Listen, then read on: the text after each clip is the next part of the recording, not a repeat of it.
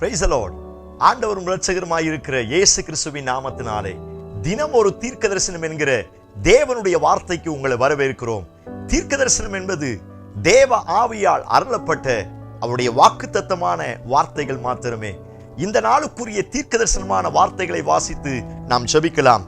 சங்கீதம் 34வது சங்கீதம் அதனுடைய 17வது வசனத்தை வாசிக்கிறேன்.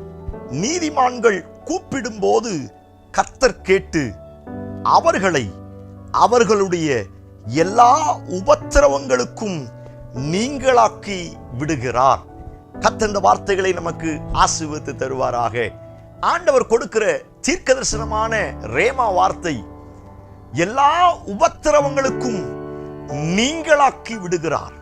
இந்த சத்தத்தை கேட்கிற நீங்கள் யாராய் இருந்தாலும் சரி, அநேக உபத்திரவத்தில் சிக்கி அவைகளிலிருந்து வெளியே வர முடியாமல், அவைகளிலிருந்து ஜெயத்தை வெற்றியை பெறவிடாமல், அவைகளிலிருந்து மேலே கடந்து வர முடியாமல் அநேக உபத்திரவத்தின் குகைகளில் வாழ்ந்து கொண்டிருக்கிறீர்களா? அநேக உபத்திரவத்தின் சித்திரவதைகளை அனுபவித்துக் கொண்டிருக்கிறீர்களா? உங்களை பார்த்து ஆண்டவர் தீர்க்க தரிசனமாய் சொல்லுகிறார், எல்லா உபத்திரவங்களில் இருந்து அவர் உங்களையும் உங்கள் குடும்பத்தையும் நீங்களாக்கி விடுவிக்க அவர் வல்லமையுள்ளவராய் இருக்கிறார். தேவ பிள்ளையே, உபத்திரவத்தை பார்த்து பயப்படாதிருங்கள். எல்லாருக்கும் உபத்திரவம் உண்டு. இயேசு கிறிஸ்து சொன்ன வார்த்தை, உலகத்தில் உங்களுக்கு உபத்திரவம் உண்டு, ஆனாலும் திடன் கொள்ளுங்கள், நான் உலகத்தை ஜெயித்தேன். இந்த சத்தத்தை கேட்கிற உங்களுக்கு இந்த வார்த்தை ஆண்டவர் தீர்க்க தரிசனமாய் சொல்லுகிறார். உங்க சரீரத்துல, உங்க குடும்பத்துல, உங்க கையின் பிரயாசத்துல, உங்க ஆவிக்குரிய வாழ்க்கையில, உங்க பரிசுத்த வாழ்க்கையில அநேக உபத்திரவத்தை சந்தித்த நிலைமையில் இந்த சத்தத்தை கேட்டுக் கொண்டிருக்கிறீர்களா?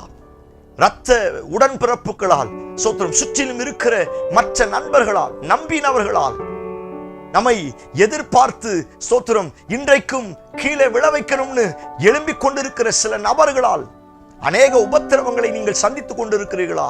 உங்களை பார்த்து தான் ஆண்டவர் தீர்க்க தரிசனமாய் சொல்லுகிறார், ஒன்னில்ல ரெண்டில்ல, எல்லா உபத்திரவங்களுக்கும் நான் உன்னை நீங்களாக்கி விடுவிப்பேன் என்று ஆண்டவர் வாக்குத்தத்தம் பண்ணுகிறார். எந்த உபத்திரவத்தில் நீங்கள் சிக்கிக் கொண்டிருக்கிறீர்கள்? Yes lord. யோசேப்பை சிறையின் உபத்திரவத்திலிருந்து ஆண்டவர் நீங்களாக்கி விடவில்லையா?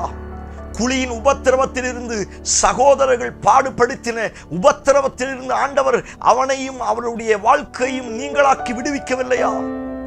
தானியேல் சிங்கக்கவியில் உபத்திரவப்பட்ட நிலைமையில் இருந்தான். கர்த்தர் தானியேலை விடுவிக்கவில்லையா?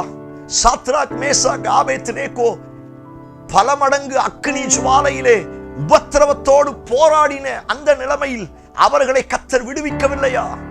பவுலும் சீலாவும் கட்டப்பட்ட நிலைமையில் அவர்கள் தொழுமரத்தில் மாட்டி தொங்கவிட்டார்கள். அப்படிப்பட்ட நேரத்திலும் ஆண்டவர் அந்த உபத்திரவத்தில் இருந்து அவர்களை விடுவிக்கவில்லையா? பேதுரு சிறைச்சாலையில் அடைக்கப்பட்டிருந்தான். அவனை சிறைச்சேதம் பண்ணுவதற்கு பல ரீதியில் அரசாங்கங்கள் எழும்பிக் கொண்டிருந்தது. அப்படிப்பட்ட பேதுருவை ஆண்டவர் நீங்களாக்கி விடுவிக்கவில்லையா? சத்தத்தை கேட்கிற தேவ பிள்ளையே, மேகம் போன்ற இத்தனை திரளான சாட்சிகள் நம்மை சூழ்ந்து கொண்டிருக்கிறது. இத்தனை சாட்சிகளுக்கும் கர்த்தர் செய்த ஒரு பெரிய காரியம் என்ன அப்படின்னா, அவர்கள் அனுபவித்த எல்லா உபத்திரவங்களுக்கும் அவர்களை நீங்களாக்கி விடுவித்தார். நீங்கள் எந்த உபத்திரவத்தை அனுபவித்துக் கொண்டிருக்கிறீர்கள்?